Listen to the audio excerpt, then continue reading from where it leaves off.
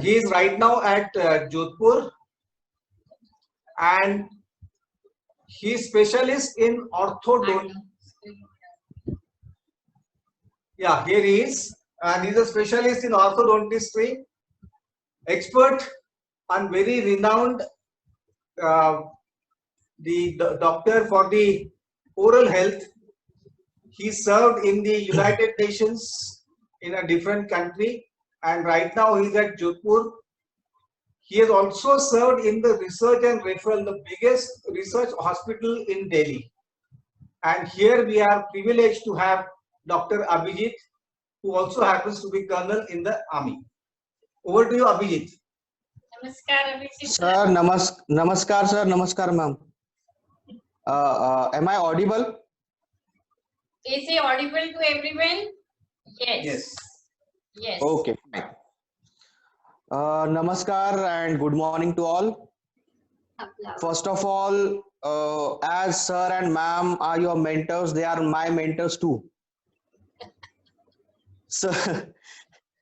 So it becomes difficult when you speak and interact in front of your mentors. When we decided and we discussed to have this small interaction, we thought of naming it, because unless and until you name, this interaction will not register in your mind. So we thought of name it as nasal breathing, the Amrit for life. So the whole aim of all exercises, all pranayams, is to facilitate good breathing. And what we all want to know here is why this breathing is so much important in all exercises and pranayams. As sir has introduced me, I am a dentist, and specially my specialty is a profession called as orthodontics. So I am an orthodontist. And my wife Neetu is a public health dentist. So we have a very unique combination at home, where I am in research and my wife is in a profession which can collect the data about research. You may be knowing an orthodontist who places brackets on the teeth and straightens the teeth, what the most of the people know. But what people don't know is orthodontist is also deals with the size of the jaw, position of the jaw, and even an orthodontist can change or modulate the positioning of the jaw and can facilitate normal growth of the jaw. So we deal with growth and development of the face, and we can direct the abnormal growth and development of face into normal growth and development of face, which is very important for all of us. While learning about the growth and development of face and cranium, we have learned that the whole face, the facial structure, the jaws, they develop to facilitate nasal breathing. Means breathing is the primary function of human body, and all the actions that are being taken in growth and development are to facilitate this normal nasal breathing. Means how a person looks and will he look normal will depend on the way he breathes. You will be surprised to know all human beings, all of us, they take birth as obligate nasal breathers. What I mean by that is, no person by birth can breathe through his mouth. So all of us are born as obligate nasal breathers. And if at the time of birth, if this nasal cavity of the infant is blocked, he will not be able to breathe and might die. So this oral breathing, what we have developed over a subsequent period of time, is actually a acclimatization to whatever environment and insults we undertake these days. Insults means different types of allergies, and the air what we are breathing today is we say not good for health. So all side effects of pollution and allergies leads us to develop into a mouth breather.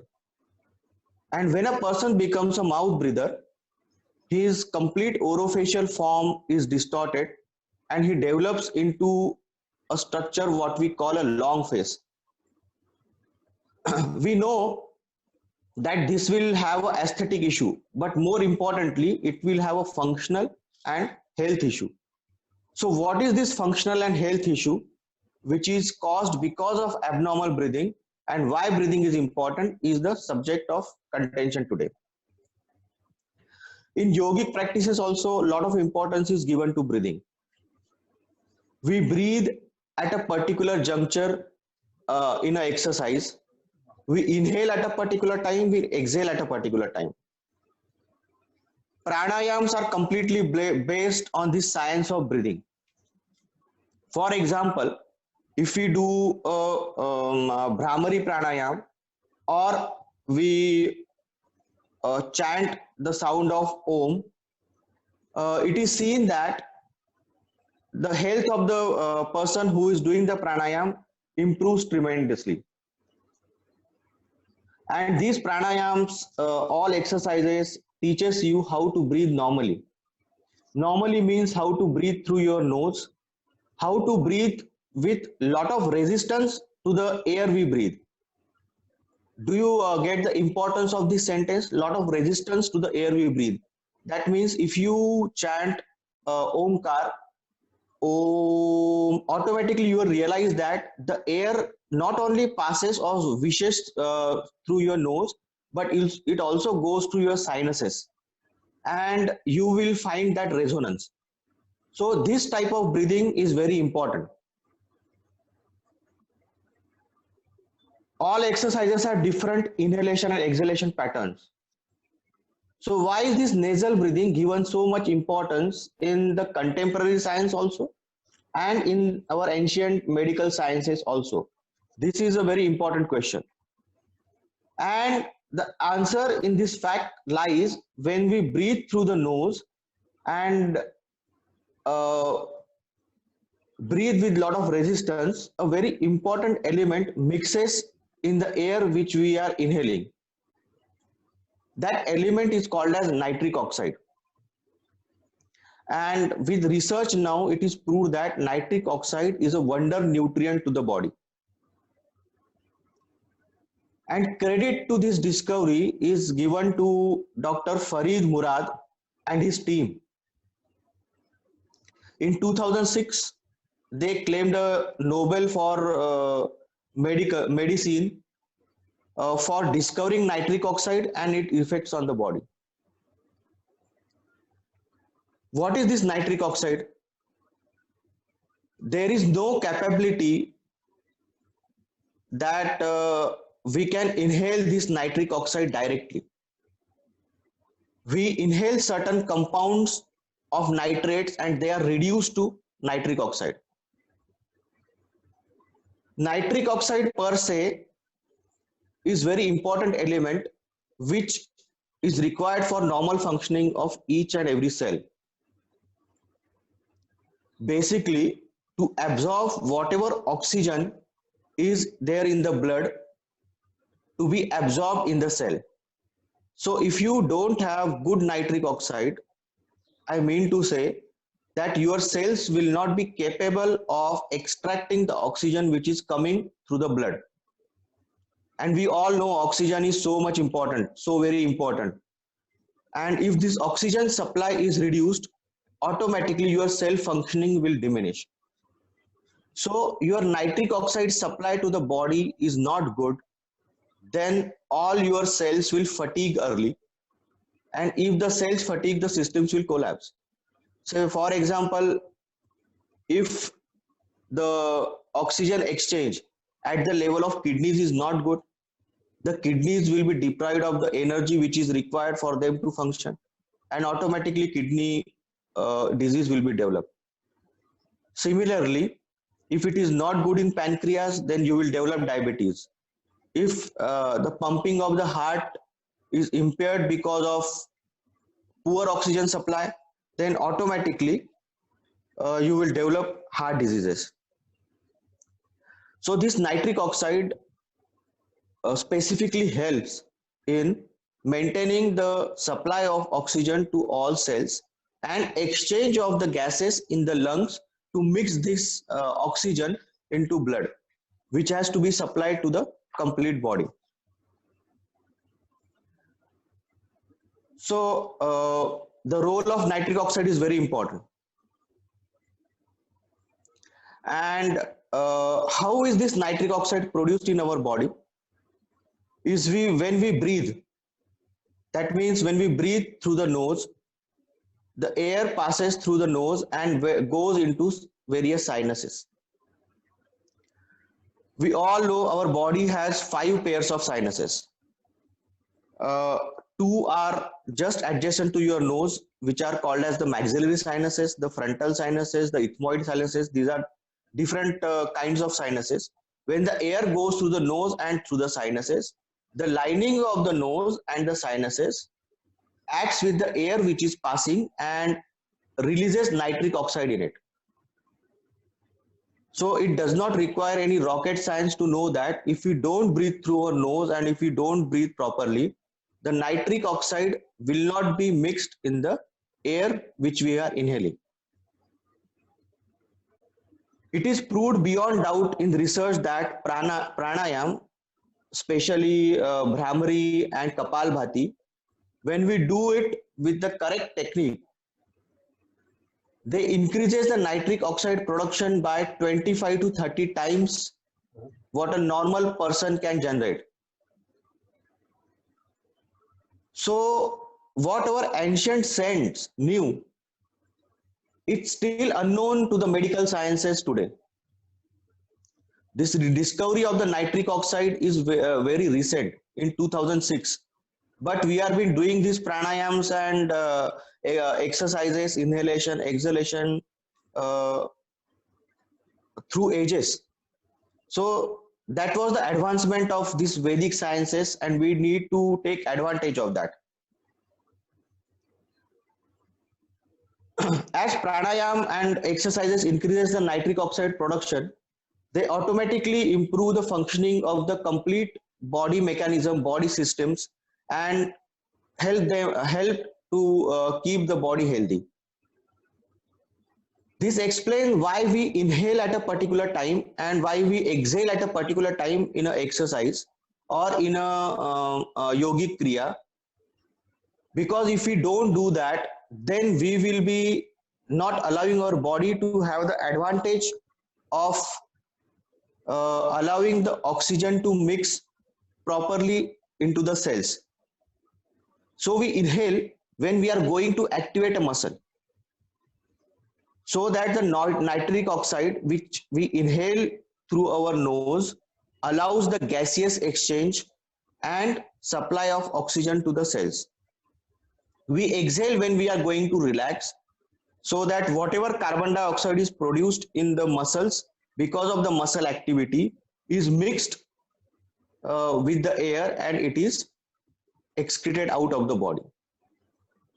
So there is method to all this madness that we are doing, and we need to understand that it has to be done in a certain way.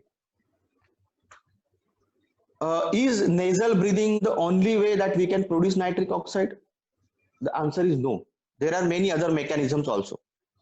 Nitric oxide is produced in the guts also.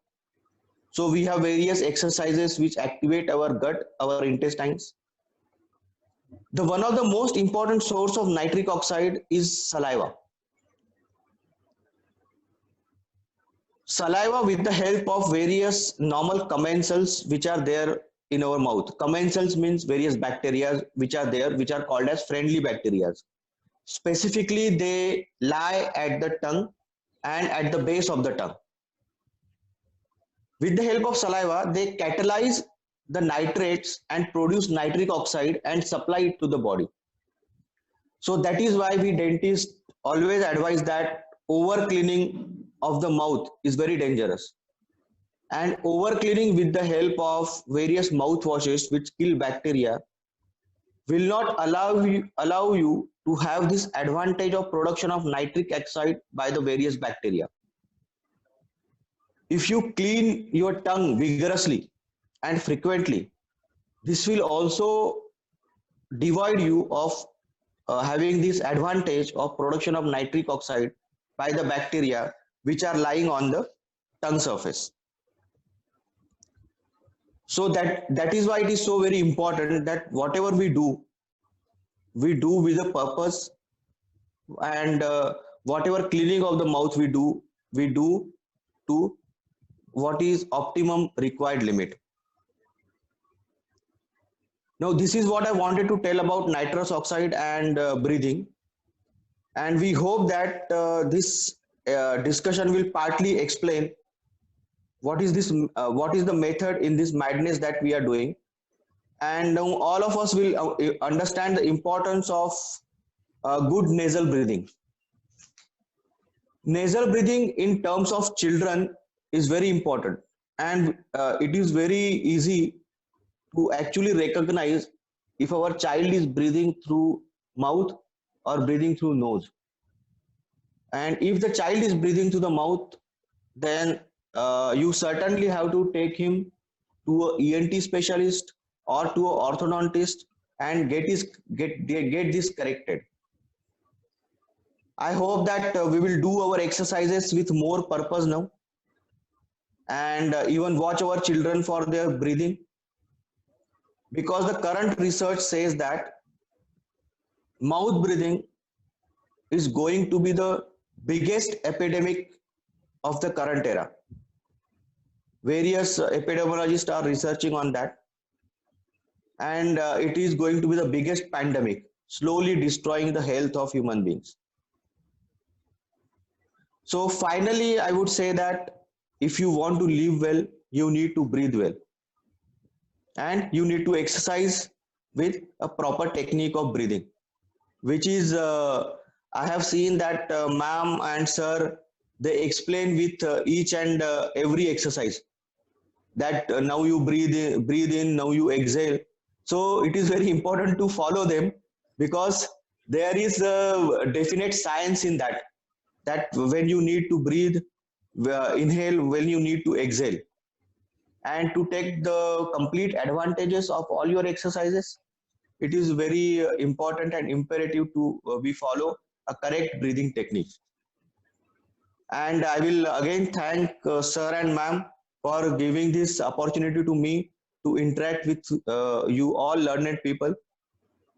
And it is really a great initiative taken by sir and ma'am to actually take us like a mentor to do all these exercises and keep us all healthy. Dhanyavad sir and dhanyavad ma'am. Thank you very much. Thank you. Let us all, I think, clap for Abhishek, Dr. Abhijit Kadu.